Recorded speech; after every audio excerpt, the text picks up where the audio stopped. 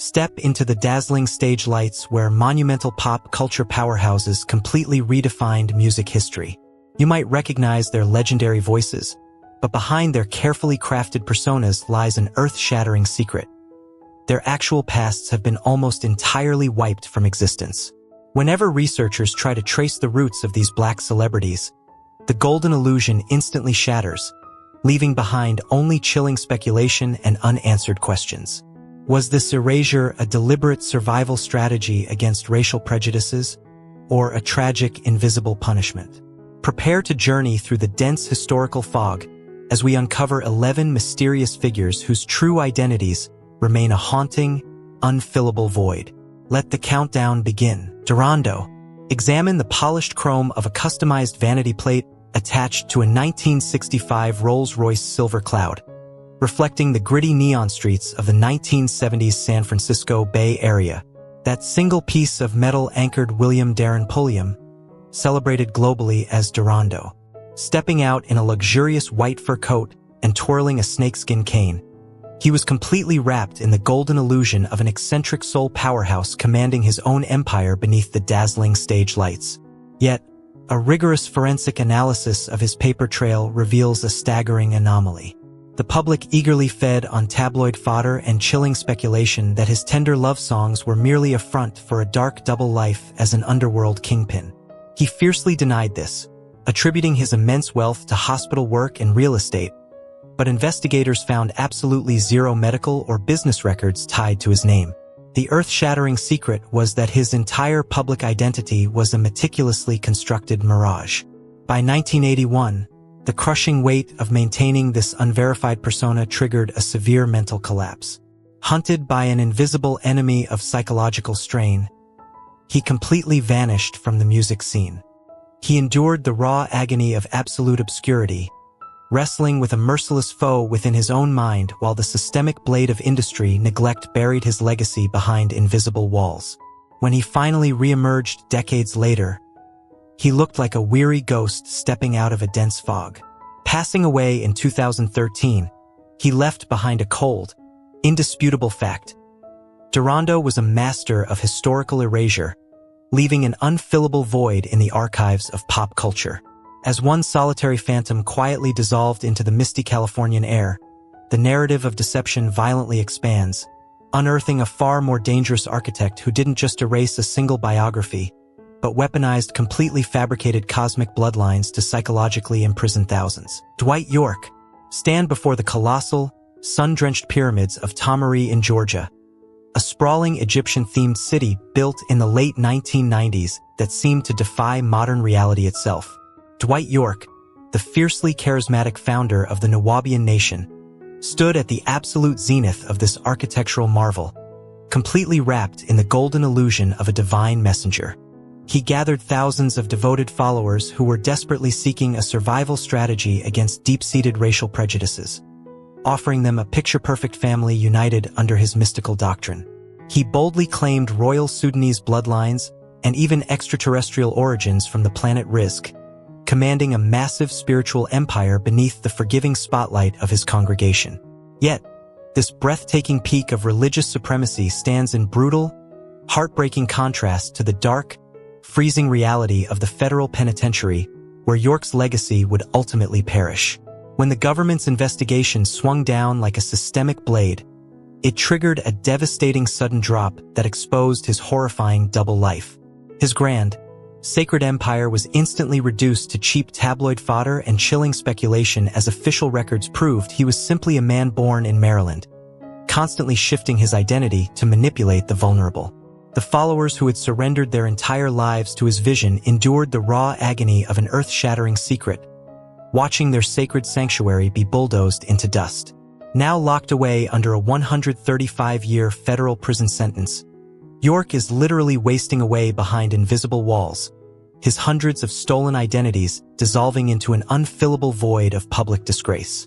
Is a fabricated, godlike legacy ever truly worth the eternal, cold annihilation of your authentic soul behind iron bars? While the loud, theatrical collapse of a false prophet echoed violently across national headlines and left a devastating crater of ruined lives, The industry's cruelty is not always marked by roaring scandals. Sometimes, a generational talent is simply swallowed by an absolute, deafening silence immediately after delivering a flawless sonic masterpiece. Penny Goodwin.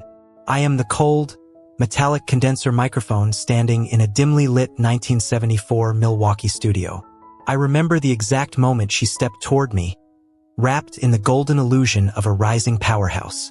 For one magical hour beneath the dazzling stage lights, she poured her soul into Trade Winds, a masterpiece destined to become a legendary vinyl treasure. But when the final note faded, a profound silence consumed my steel frame. I waited for her to return for another take, yet she slipped away like a thin cloud dissolving into the gray industrial sky. No tours, no follow-up interviews, complete erasure. The systemic blade of a brutal economic recession swept through the northern city, burying her immense talent beneath the collapsing indie music industry. Her sudden disappearance exposed an earth-shattering secret. She left absolutely zero paper trail behind. No childhood files, no vocal training history, not even a verifiable death certificate.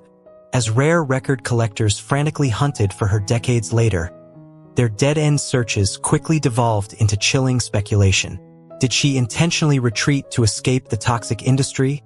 Or was she silently swallowed by an invisible enemy of poverty?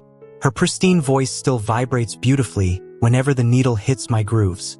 Yet the tragic erasure of her humanity leaves an unfillable void. While a magnificent soul voice evaporated into the frigid air of a forgotten Midwestern studio, another artist actively summoned a roaring, demonic fire, weaponizing dark stage magic to obscure a reality far stranger than his wildest performances. Screaming Jay Hawkins.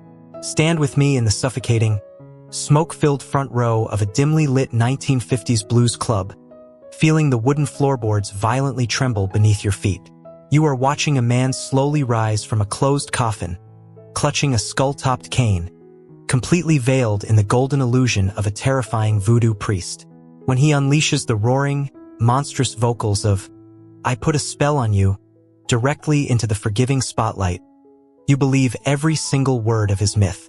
He mesmerized us with intense tales of surviving brutal Pacific World War II battles at age 13 and conquering the Alaska Middleweight Boxing Championship.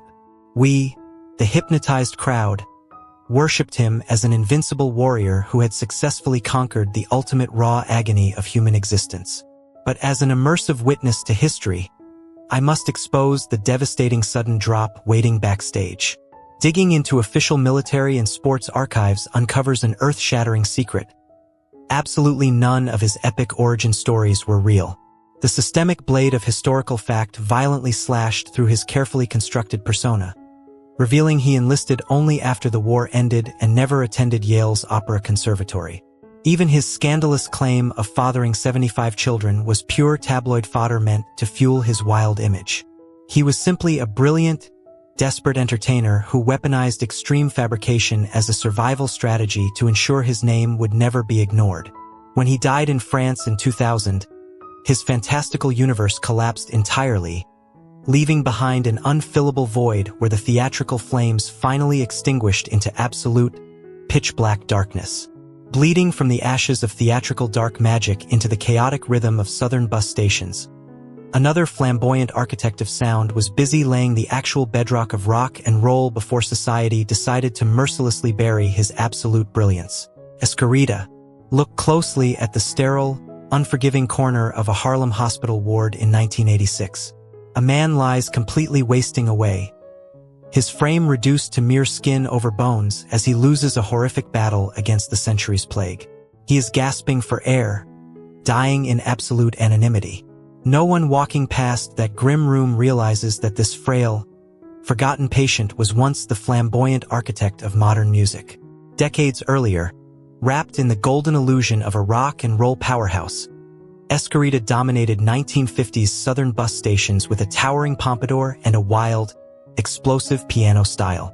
He directly inspired Little Richard, handing him the exact sonic blueprint and flamboyant survival strategy that would soon conquer the globe beneath dazzling stage lights. But the music industry is a ruthless machine. The systemic blade of commercial bias and deep-seated racial prejudices quickly decided his eccentric, unapologetic identity was completely unmarketable. While his protégé skyrocketed into the forgiving spotlight, Escarita suffered a brutal sudden drop into permanent obscurity. His real name fractured into unanswered questions, and he became an invisible enemy to the very genre he helped construct. Enduring the raw agony of extreme poverty, he was tragically reduced to washing windows and parking cars in Brooklyn, his brilliant legacy permanently trapped behind invisible walls of neglect. True genius is often the brightest fire that society aggressively extinguishes first. As the flamboyant echoes of a stolen rock and roll crown dissolved into the cold silence of a medical ward, the freezing, unforgiving streets of Detroit were already preparing to swallow another roaring flame, proving that sometimes, a single crack of gunfire is all it takes to permanently bury a generational anthem. Darryl Banks witnessed the absolute cruelty of the entertainment machine, a colossal grinder that actively consumes vulnerable talent and discards the remains without a second thought. In the mid-1960s, Darryl Banks emerged as a magnificent soul powerhouse. His gritty, emotional roar turning opened the door to your heart into a massive international anthem. Beneath the dazzling stage lights, he appeared to be conquering the world, wrapped in the golden illusion of permanent stardom. But the systemic blade of legal exploitation strikes with terrifying precision. Banks was quickly dragged into a vicious copyright lawsuit that stripped him of his composition rights, legally robbing him of the very song that defined his legacy and leaving him powerless against industry giants. The illusion shattered completely, triggering a devastating sudden drop. Stripped of his creative wealth, Banks retreated into the shadows, a quiet man stalked by the silent predator of legal defeat. Then, in the freezing darkness of Detroit in 1970, an altercation with an off-duty officer ended with a fatal gunshot. The raw agony of his murder was eclipsed only by the horrifying indignity that followed. The system that once profited from his voice dumped his body into an unmarked grave. He lay in the dirt for 34 years, a victim of invisible punishment whose forgotten legacy left an unfillable void in soul history. A freezing, unmarked patch of Detroit dirt swallowed a roaring anthem in an instant. Yet, hundreds of miles north, another magnificent talent was actively orchestrating a masterclass in self-erasure, recognizing that total disappearance was the only viable armor against a deeply judgmental society. Jackie Shane. Consider the irreversible ripple effect of a single, uncompromising choice. In 1960s Toronto, Jackie Shane stood magnificently wrapped in the golden illusion of an unstoppable R&B powerhouse. Stepping into the dazzling stage lights with a fierce, magnetic presence, her thick voice captivated the entire city. But the mainstream media constantly misgendered her, acting as a silent predator that blatantly refused to accept her true transgender identity. She reached the absolute pinnacle of her career when invited to the legendary Ed Sullivan Show in 1971, a guaranteed ticket to American superstardom. Yet, the systemic blade of societal prejudice demanded a devastating compromise. The network executives insisted she perform in men's clothing. In that exact moment, Jackie made a decision that triggered a permanent sudden drop. She flat out refused. Choosing personal dignity over a fabricated public image, she walked entirely away from the forgiving spotlight. She vanished into Nashville, utilizing total erasure as her ultimate survival strategy against an era loaded with lethal racial and gender bias. For nearly half a century, she endured the raw agony of absolute isolation behind invisible walls, letting her brilliant career dissolve into chilling speculation rather than betraying her soul. When researchers finally discovered her living quietly in 2017, it proved that escaping the brutal entertainment machine was her only true shield, though her decades of silence left an unfillable void in music history. Exchanging the roaring applause for the absolute safety of an anonymous southern porch proved to be a masterful disappearing act.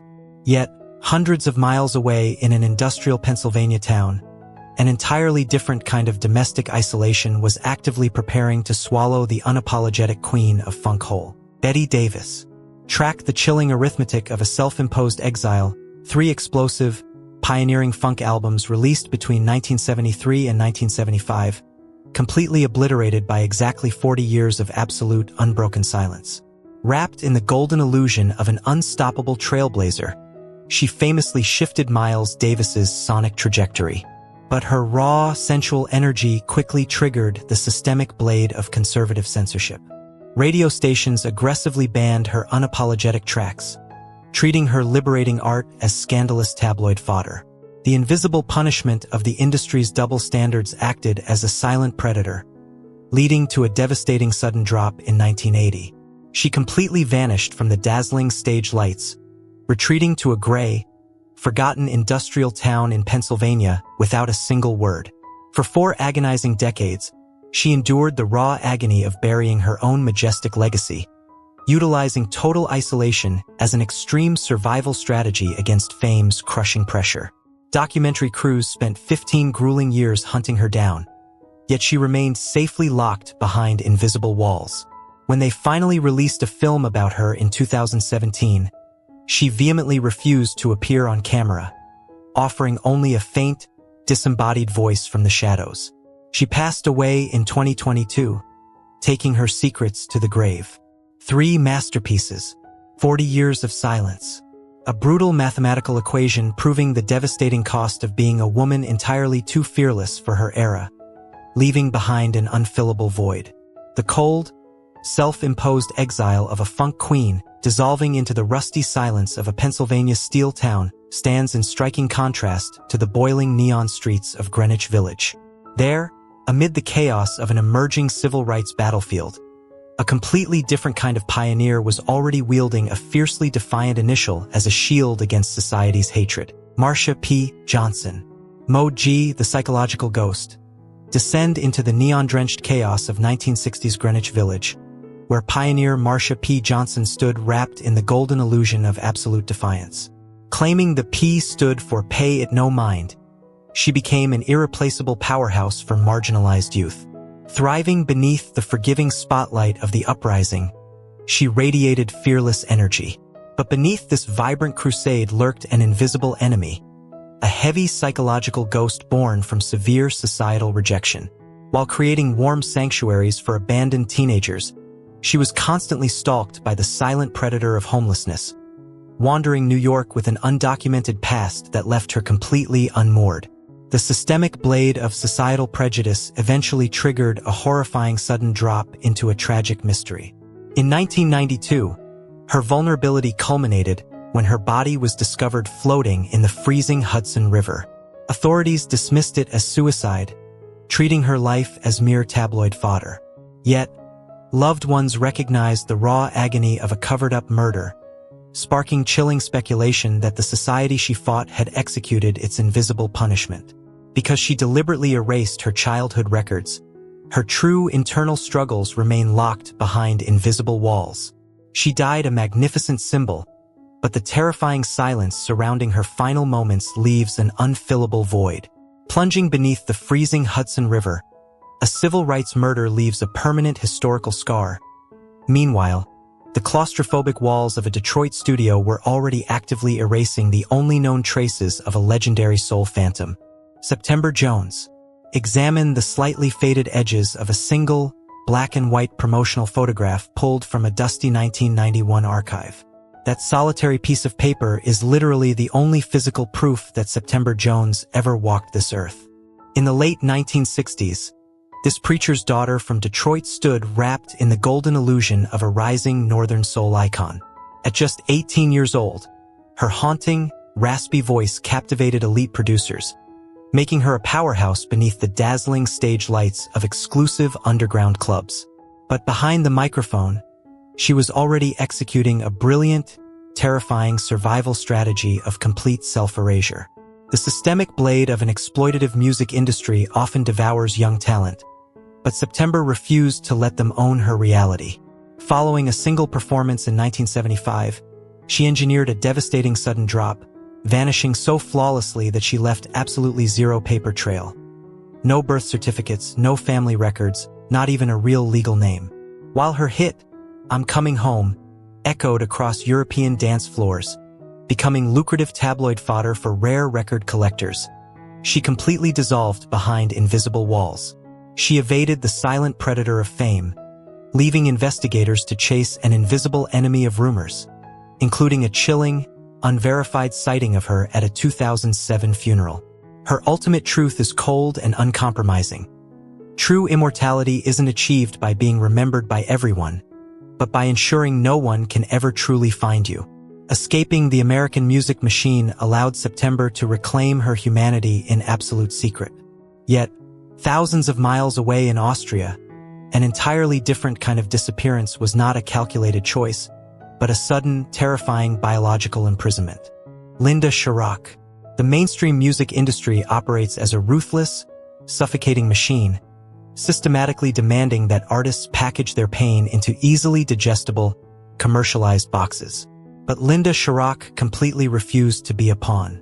In the late 1960s, she shattered the jazz world with the monumental album Black Woman, stepping into the dazzling stage lights not as a manufactured pop commodity, but as a fierce avant-garde revolutionary. She tore through the systemic blade of musical conformity, utilizing her explosive, roaring voice to obliterate traditional boundaries. Yet, despite being wrapped in the golden illusion of a pioneering icon, she aggressively guarded her private life against the industry's vampiric appetite, recognizing early on that the American entertainment machine imposes a terrifying invisible punishment on the soul. To escape fame's crushing pressure, she engineered her own deliberate sudden drop, abandoning the U.S. market entirely for a quiet, anonymous existence in Vienna by the mid-1980s. The industry quickly turned its back, treating her brilliant departure as disposable tabloid fodder. Then, in 2009, a massive stroke inflicted a devastating biological raw agony, leaving her with severe aphasia. A merciless foe of partial paralysis stole her ability to speak, erecting seemingly insurmountable invisible walls around her artistic mind. But Linda weaponized this tragic silence as her ultimate survival strategy. Returning to the stage, she communicated entirely through fractured breaths, sharp gasps, and raw groans, completely stripping away the artificiality of spoken language. She conquered an invisible enemy, proving that true defiance cannot be permanently buried by systemic neglect or physical ruin, even if her intensely private reality leaves an unfillable void for those desperately trying to understand her past. As the fractured, breathless echoes of a silenced avant-garde rebel finally fade into the cold Austrian night, the massive, overarching tapestry of these 11 erased lives demands to be examined in its devastating entirety. These 11 icons didn't just leave a mark through their immense talent. They haunt us because their erased pasts leave an unfillable void. If these fragmented memories spark chilling speculation about the stars you admire, drop your thoughts below. Subscribe and hit the bell to uncover more earth-shattering secrets hidden behind the dazzling stage lights.